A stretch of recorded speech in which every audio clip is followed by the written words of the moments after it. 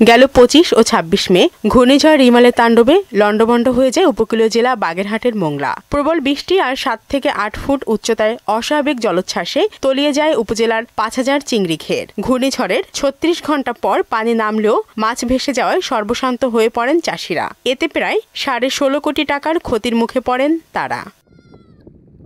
দীর্ঘ 1 মাসেও এ ক্ষতি কাটিয়ে মাছ চাষে ফিরতে পারেননি চিংড়ি চাষিরা। এখনো কোনো রকম সরকারি সহায়তা না পাওয়ায় ক্ষুব্ধ প্রতিক্রিয়াও জানান তারা। ঘূর্ণিঝড় রিমালে আমরা চিংড়ি চাষিরা সর্বশান্ত হয়ে গেছি। দিনা করে বেড়ি ঠিক করেছি, এখন টাকা জোগাড় করতে পারলি গেরে পোনা ছাড়ব।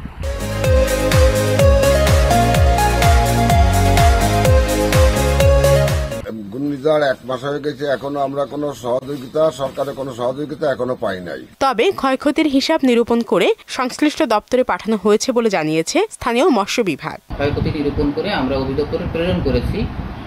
এখন কোনো সহায়তা আসলে আমরা পরবর্তী স্টেপে যাব।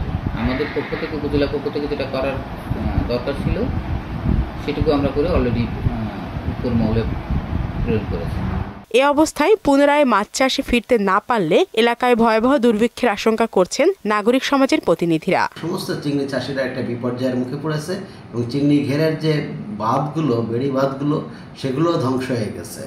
এটার ফলে আজকে মোংলা উপকূলের চিংড়ি চাষিরা দিশেহারা হয়ে পড়েছে, বিপর্যয়ের মুখে পড়েছে। সংশ্লিষ্টদের চিংড়ি চাষে ফেরাতে সরকারের কাছে বিশেষ প্রণোদনাও দাবি করেন তারা। শারমিন স্বর্ণা, মোহনা সংবাদ।